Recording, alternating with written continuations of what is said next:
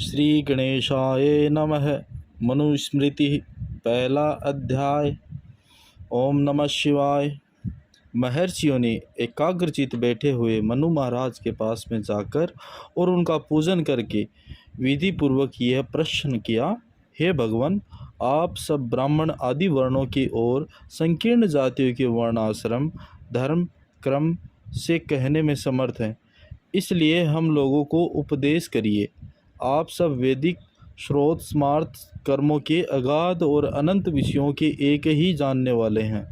इस प्रकार महर्षियों के विनयपूर्ण प्रश्नों को सुनकर महात्मा मनु ने सबका आदर करके कहा, अच्छा सुनो, यह संसार अपनी उत्पत्ति के पूर्व अंधकारमय था, अज्ञात था, इसका कोई लक्षण न था, किसी अनुमान से जानने लायक न था, चारों तरफ से मानो सोया हुआ था। इस महाप्रलय स्थिति के अनंतर सृष्टि के आरंभ में पृथ्वी, जल, तेज, वायु, आकाश आदि विश्व को सूक्ष्म रूप से स्थूल रूप में प्रकट करने की इच्छा अतीन्द्रिय महासूक्ष्म नित्य विश्वव्यापक अचिंत्य परमात्मा ने अपने को जाहिर किया, अर्थात महत्त्व आदि की उत्पत्ति द्वारा अपनी शक्ति को संसार में प्रकट किया। उसके बाद नानाविध प्रजा सृष्टि इच्छा से पूर्व जल सृष्टि करके इसमें अपने शक्ति बीज रूप स्थापित किया। वह बीज ईश्वर इच्छा से सूर्य के समान चमकीला सुवर्ण का सा गोला हो गया। उसमें संपूर्ण विश्व के पितामह स्वयं ब्रह्मा का प्रादुर्भाव हुआ। जल को नार कहते हैं क्योंकि वे नर नामक परमात्मा से पैदा हुए हैं। जल में ही परमात्मा ने ब्रह्म रूप से पहली स्थिति की है, इसलिए परमात्मा को नारायण कहते हैं, जो सारे जगत का उपादान करते हैं, अप्रकट है, सनातन है, सत्य असत्य पदार्थों की प्रकृति भूत है। उसी से उत्पन्न वह पुरुष संसार में ब्रह्मा नामक से कहा जाता है। ब्रह्मा ने उस अंग में ब्रह्मांड से एक वर्ष रहकर अपनी इच्छा से उसके दो टुकड़े किए। ऊपर के भाग में स्वर्गलोक, नीचे से भूलोक और बीच के दोनों के बीच आकाश बनाकर आठों दिशा और जल का स्थिर स्थान समुद्र को बनाया। ब्रह्मा ने उस परमात्मा से मन और मन से अहंकार और उससे महत्व सत्व रज तम तीन गुण और शब्द स्पर्श रूप आदि विषयों के ग्राहक 5 ज्ञानेंद्रिय और अहंकार, इन 6 के सूक्ष्म अवयवों को अपनी अपनी मात्राओं में अर्थात शब्द स्पर्श आदिकों में मिलाकर स्वस्थावर जंगम रूप विश्व की रचना की। शरीर के सूक्ष्म 6 अवयव अर्थात अहंकार और पंच महाभूत सब कार्यों के आश्रय होने से उस ब्रह्मा की मूर्ति को शरीर कहते हैं। पंच महाभूत और मन अपने कार्यों और सूक्ष्म अवयवों के द्वारा सब भूतों की उत्पत्ति के लिए अविनाशी ब्रह्म में प्रविष्ट होते हैं। उन 7 प्रकृतियों अर्थात महत्व, अहंकार और पंच महाभूत की सूक्ष्म मात्राओं से पंचम मात्रा से अविनाशी परमात्मा नाशवान जगत को उत्पन्न किया करता है। इन पंच महाभूतों में पहले पहले का गुण दूसरा दूसरा पाता है, जैसे आकाश का गुण शब्द आगे के वायु में व्याप्त हुआ है, वायु का गुण स्पर्श अग्नि में, अग्नि का रूप जल में इत्यादि। इनमें जिसमें जितने गुण हैं वह उतने गुणों वाला है। जैसे आकाश में एक गुण शब्द है, वायु में शब्द और स्पर्श 2 गुण हैं, इसलिए आकाश एक गुण वाला और वायु 2 गुण वाला कहलाया। यो आगे भी जानना चाहिए, परमात्मा ने वेदानुसार ही सबके नाम और कर्म अलग अलग बांट दिए हैं। जैसे गो जाति का नाम गो, अश्व का अश्व और कर्म जैसा ब्राह्मणों का वेदाध्ययन आदि, क्षत्रियों का प्रजारक्ष आदि जैसा पूर्व कल्प में था वैसा ही रचा गया है। फिर से परमात्मा ने यज्ञ आदि में जिनको भाग दिया जाता है, ऐसे प्राण वाले इंद्रादि देवता, वनस्पति आदि के स्वामी देवता, साध्य नामक सूक्ष्म वेद देवगण और यज्ञों को रचा।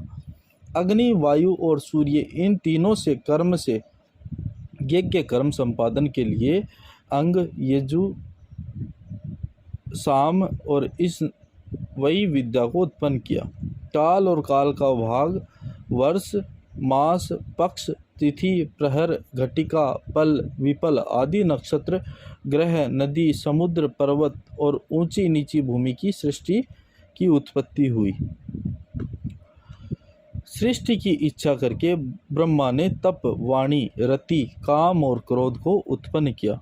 भले और बुरे कर्मों के विचार के लिए धर्म और अधर्म को बनाया। सुख, दुख, काम, क्रोध आदि द्वंद्व धर्मों के अधीन संसार के प्राणियों को किया।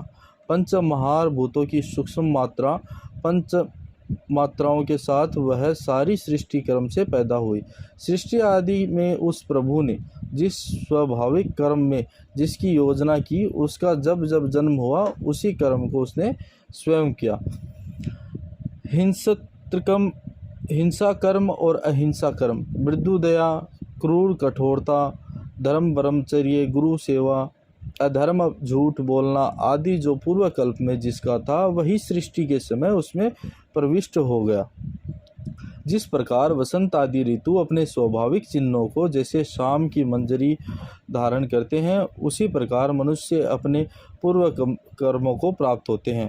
परमात्मा ने लोक की वृद्धि के लिए ब्राह्मण, क्षत्रिय, वैश्य और शूद्र इन 4 वर्णों को पैदा किया। इनमें विराट रूप परमात्मा के मुख से, ब्राह्मण भुजा से, क्षत्रिय उरु से, वैश्य पैर से और शूद्र उत्पन्न हुए। इस संसार के 2 भाग करके एक पुरुष और दूसरा स्त्री बनाया। स्त्री भाग से विराट पुरुष पैदा किया। उस विराट पुरुष रूप प्रजापति ने तप करके जिस पुरुष को उत्पन्न किया, वही मैं सारे विश्व का बनाने वाला हूँ, ऐसा आप लोग जानिए। मैंने प्रजा सृष्टि की इच्छा से कठिन तप करके पहले 10 महर्षियों को उत्पन्न किया। उनके नाम मरीचि, अत्रि, अंगिरस, पुलस्त्य, पुलह, कृतु, प्रचेतस, वशिष्ठ, भृगु और नारद हैं। इन 10 प्रजापतियों ने दूसरे प्रकाशमान 7 मनुष्य को, देवता और उनके निवास स्थानों को, ब्रह्म ऋषियों को पैदा किया और यक्ष, राक्षस, पिशाच, गंधर्व, अप्सरा, असुर, नाग, सर्प, सुवर्ण, गरुड़ आदि और पितरों को उत्पन्न किया। विद्युत, बिजली, अश्नि एक तरह की बिजली, मेघ, रोहित एक विचित्र वर्ण, दंडाकार आकाश का चिन्ह, इंद्रधनुष, उल्का जो आकाश से रेखाकार ज्योति गिरती है, निर्घात उत्पाद शब्द, केतु, पुंसत तारा और नाना भांति के ज्योतिष, ध्रुव, अगस्त्य आदि को उत्पन्न किया। किन्नर, अश्वमुख, नरदेह, वानर, मत्स्य, तरह तरह के पक्षीगण, पशु, मृग, मनुष्य, सर्प, ऊपर नीचे दांत वाले जीव, कृमि, कीट, पतंग, जूका, मक्खी, खटमल और संपूर्ण काटने वाले छोटे जीव, मच्छर आदि मेरी आज्ञा और अपनी तपस्या से मरीचि आदि महात्माओं ने इस स्थावर अंगम विश्व को कर्मानुसार रचा है। इस जगत में जिन प्राणियों को जो कर्म कहा है वैसा ही हम कहेंगे। उनके जन्म का कर्म भी वर्णन करेंगे। सृष्टि 4 प्रकार की है, उनको कर्म से कहते हैं। पशु, सिंह, ऊपर नीचे दांत वाले, सब राक्षस, पिशाच, मनुष्य, ये सब जरायुज कहलाते हैं। पक्षी, सांप, नाग, मछली, कछुआ आदि जो ऐसे ही भूमि या जल में पैदा होने वाले जीव हैं, वे सब अंगारज कहलाते हैं। मच्छर, दंश, जू, मक्खी, खटमल आदि पसीने की गर्मी से पैदा होने वाले स्वेदज कहलाते हैं। वृक्ष आदि को उद्भिज कहा जाता है। ये 2 तरह के हैं, बीज से पैदा होने वाले और शाखा से पैदा होने वाले। जो वृक्ष फलों के पक जाने पर सूख जाते हैं और जो बहुत फूल वाले होते हैं, उनको औषधि कहते हैं। जिनमें फूल आवे पर फूल नहीं, उनको वनस्पति कहते हैं। और जो फल फूल वाले हैं, उनको वृक्ष कहते हैं। जिसमें जड़ से ही लता का मूल हो, शाखा न हो, उसे गुच्छ कहते हैं। गुल में ईख वगैरह तृण जाति कई भांति के बीज और शाखा से पैदा होने वाले प्रतान, जिसमें सुतास निकले, वही वल्ली, गुर्च आदि सब उद्भिज हैं। ये सब वृक्ष अज्ञानवश अपने पूर्व जन्म के बुरे कर्मों से घिरे हुए हैं। इनके भीतर छिपा हुआ मनुष्य छिपा हुआ शान है। इनको सुख दुख भी होता है। इस नस्वान शरीर में ब्रह्मा से लेकर स्थावर तक यही उत्पत्ति का नियम कहा गया है। इस औचित्य प्रभावशाली परमात्मा ने यह विश्व और मेरे को उत्पन्न करके सृष्टि काल को प्रलय काल में मिलाकर अपने में लीन कर लिया है।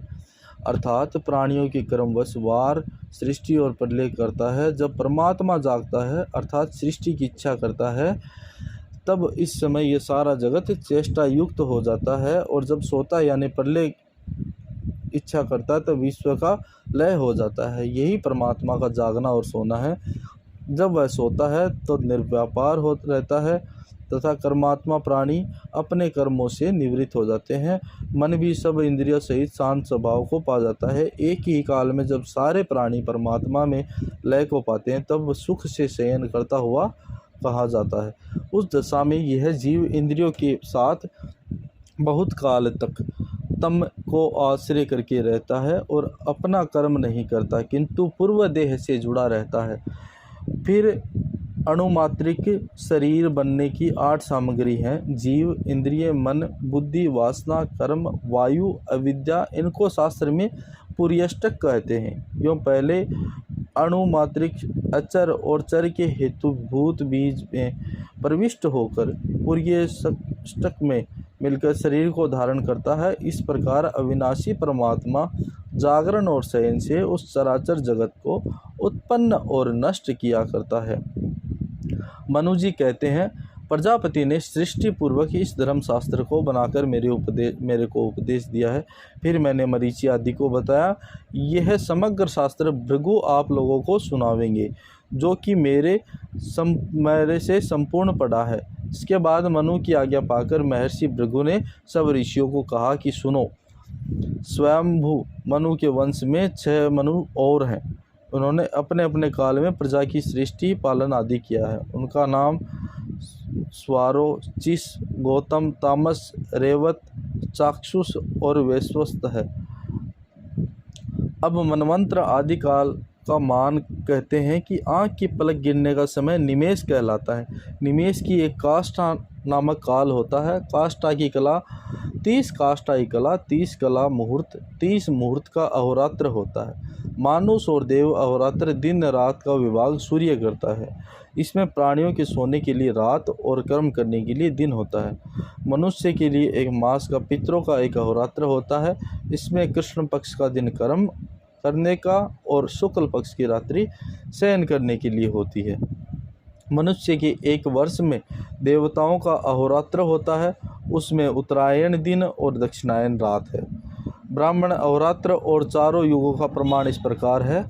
मनुष्य के 360 वर्ष का एक देव वर्ष होता है, जैसा 4000 वर्षों को कृतयुग कहते हैं, और उसकी संख्या युग काल का आरंभ और संध्यांश युग काल का अंत दोनों 400 वर्ष का है, या संध्या और संध्यांश को मिलाकर 4500 देव वर्ष का कृतयुग होता है। अर्थात 4500 गुणा 360 1,07,002 17,25,000 वर्ष का उसका मान होता है। जबकि नेता द्वापर और कली इन तीनों के संध्या और संध्यांश की जो संख्या होती है उसमें 1000 में की और सैकड़ों में की एक एक संख्या घटाने से तीनों की संख्या पूरी होती है।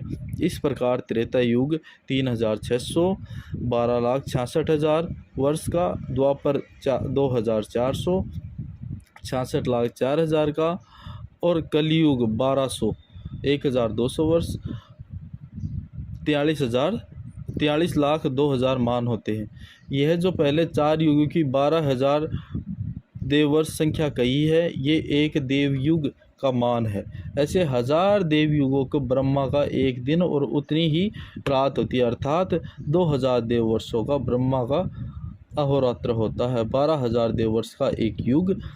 इसको 1000 गुणा करने से 1,20,00,000 देववर्षों का ब्रह्म दिन और इतनी ही रात्रि हुई है। इसे 360 से गुणा करने पर 4 अरब 32 करोड़ मानव वर्षों का ब्रह्म दिन और उतनी ही रात्रि हुई है। 1000 युग का ब्रह्मा का पूर्ण दिन और उतनी ही रात्रि है। इस रात्रि के अंत में ब्रह्मा सोकर जागता है और अपने मन की सृष्टि में प्रेरित करता है। परमात्मा की इच्छा से प्रेरित मन सृष्टि करता है। मनस्तत्व आकाश से पैदा होता है, जिसका गुण शब्द है। आकाश के विकार से गंध को धारण करने वाला पवित्र वायु उत्पन्न हुआ है, उसका स्पर्श गुण है। वायु के विकार से अंधकार का नाश करने वाला प्रकाशमान अग्नि पैदा हुआ, उसका गुण रूप है। अग्नि से जल, जिसका गुण रस है, और जल से पृथ्वी, जिसका गुण गंध है। यही आदि से सृष्टि का क्रम है। पूर्व जो 12,000 वर्ष का एक देवयुग कहा है, उसे 71 युगों का एक मनवंतर काल होता है। मनवंतर का असंख्य है, सृष्टि और संहार भी असंख्य है। परमात्मा यह सब बिना श्रम खेल में मुवाफिक क्या करता है। कृत युग में धर्म पूरा 4 पैर का और सत्यमेव होता है, क्योंकि उस समय में अधर्म से मनुष्य को कोई कार्य न बनता था। दूसरे युगों में धर्म कर्म से चोरी, झूठ, माया, इनसे धर्म चौथाई घटता है। सतयुग में सब रोग रहित होते हैं, सारे मनोरथ पूरे होते हैं, 400 वर्ष की आयु होती है। आगे त्रेता युग में चतुरांश घट जाती है। मनुष्य को वेदानुसार आयु, कर्मों के फल और देह का प्रभाव सब युगानुसार फल देते हैं। युगों के अनुसार कृतयुग में दूसरे धर्म, त्रेता में उससे दूसरा और द्वापर में उससे अलग, कली में कुछ दूसरे प्रकार का यो बदला बदला करता है और आपस में विलक्षण होते हैं। कृत युग में तप मुख्य धर्म होता है, सतयुग में तप मुख्य धर्म होता है, त्रेता युग में ज्ञान और द्वापर में यज्ञ, कलयुग में एक दान देना मुख्य धर्म होता है। परमात्मा ने संसार की रक्षा के लिए ब्राह्मण आदि 4 वर्णों के काम अलग अलग नियत किए हैं। पढ़ना, पढ़ाना, यज्ञ करना, यज्ञ कराना, दान देना, दान लेना, ये 6 क्रम ब्राह्मणों के हैं। प्रजा की रक्षा करना, दान देना, यज्ञ करना, पढ़ना और इंद्रियों के विषयों में न फंसना, ये क्षत्रियों के कर्म है। पशुओं को पालना, दान देना, यज्ञ करना, पढ़ना, व्यापार करना, ब्याज लेना, खेती करना, ये सब काम वैश्य के हैं। परमात्मा ने शूद्रों का एक ही काम बतलाया है, ब्राह्मण, क्षत्रिय, वैश्य की भक्ति से सेवा करना।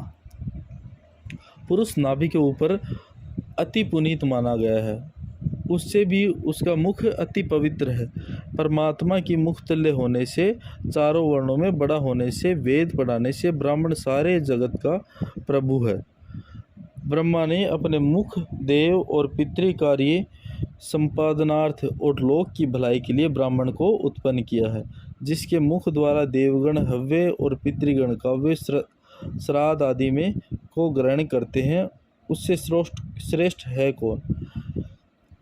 भूतों में प्राणी श्रेष्ठ है और इनमें भी बुद्धिजीवी, पशु आदि, इनसे भी मनुष्य श्रेष्ठ है। उनमें ब्राह्मण अधिक है और ब्राह्मणों में विद्वान, विद्वानों में कर्म जानने वाले और उन कर्म करने वाले, उनसे भी ब्राह्मण ज्ञानी श्रेष्ठ होता है।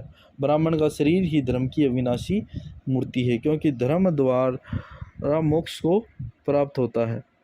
ब्राह्मण का उत्पन्न होना पृथ्वी में सबसे उत्तम माना गया है, क्योंकि सब जीवों के धर्म रूपी खजाने की रक्षार्थ वह समर्थ है। जो कुछ जगत के पदार्थ हैं वे सब ब्राह्मणों के हैं। ब्राह्मण मुख से उत्पत्ति होने से ब्राह्मण सब ग्रहण करने योग्य हैं। ब्राह्मण यदि दूसरों को दिया अन्न भोजन करे, वस्त्र पहने, दान देवे, तो भी सब ब्राह्मणों का अपना ही है। और लोग तो ब्राह्मणों की कृपा से भोजन पाते हैं। ब्राह्मण और क्षत्रियों के कर्म विवेक के लिए स्वयं शंभु मनु ने यह धर्मशास्त्र बनाया है। विद्वान ब्राह्मण को यह धर्मशास्त्र पढ़ना और शिष्य को पढ़ाना चाहिए और किसी को उपदेश न करना चाहिए। नियमानिष्ठ ब्राह्मण जो इस शास्त्र का अध्ययन करता है, वह मन, वाणी, देह के पापों से लिप्त नहीं होता। धर्मशास्त्र विशारद अपवित्र पाति को पवित्र कर देता है और अपने अपने वंश के 7 पिता पितामह आदि और पुत्र पौत्र आदि को पवित्र कर देता है और सारी पृथ्वी को भी वह लेने योग्य होता है। यह शास्त्र कल्याणदायक, बुद्धिवर्धक, यशदायक, आयुर्वर्धक और मोक्ष का सहायक है। इस स्मृति में सारे धर्म कर्म कहे हैं, कर्मों के गुण दोष भी कहे हैं और चारों वर्णों के परंपरा के प्राप्त आचार कथन किया गया है। श्रुति और स्मृति में कहा आचार परम धर्म है, इसलिए ब्राह्मणों को सदा तत्पर रहना चाहिए। अपने आचार से हीन ब्राह्मण वेद फल को नहीं पाता और जो आचार युक्त है वह फलभागी होता है। इस प्रकार मुनियों ने आचार से धर्म प्राप्ति देखकर धर्म मूल आचार को ग्रहण किया। अब इस धर्मशास्त्र में मनु ने किन किन विषयों को कहे हैं उसकी संख्या बतलाते हैं। जगत की उत्पत्ति, संस्कारों की विधि, ब्रह्मचारियों की व्रताचरण, गुरु वंदना, उपासना, स्नान विधि, स्त्रीगमन, विवाहों का लक्षण, महायज्ञ, विश्वविद्याय, वैश्वदेवादि, श्राद्ध विधि, जीवनोपाय, ग्रस्त के व्रत नियम, भक्ष्य अभक्ष्य का विचार, आशोच निर्णय, द्रव्य शुद्धि, स्त्रियों के धर्मोपाय, वानप्रस्थ आदि तपों के धर्म, मोक्ष, संन्यास धर्म, राजाओं के संपूर्ण धर्म, कार्यों का निर्णय, साक्षी गवाहियों से प्रश्नावधि, स्त्री पुरुषों के धर्म, हिस्सा बांट और ज्वारी चोरों का शोधन कहा गया है। वैश्य और शूद्रों के धर्मानुष्ठान का प्रकार, वर्ण संकरों की उत्पत्ति, वर्णों का पाप कर्म और प्रायश्चित विधि, उत्तम मध्यम अध्यम, इन 3 प्रकार के कर्मों से देह गति का निर्णय, मोक्ष का स्वरूप और कर्मों के गुण दोष की परीक्षा, देश धर्म, जाति का धर्म, कुल का धर्म जो परंपरा से चलाया जाता है, पाखंडियों के कर्म, गण वैश्य आदि के धर्म, इस शास्त्र में भगवान मनु ने कहा है। जिस प्रकार मनु से पूर्व काल में मैंने पूछा तब वह शास्त्र उन्होंने उपदेश किया, उसी प्रकार अब आप मेरे से सुनिए।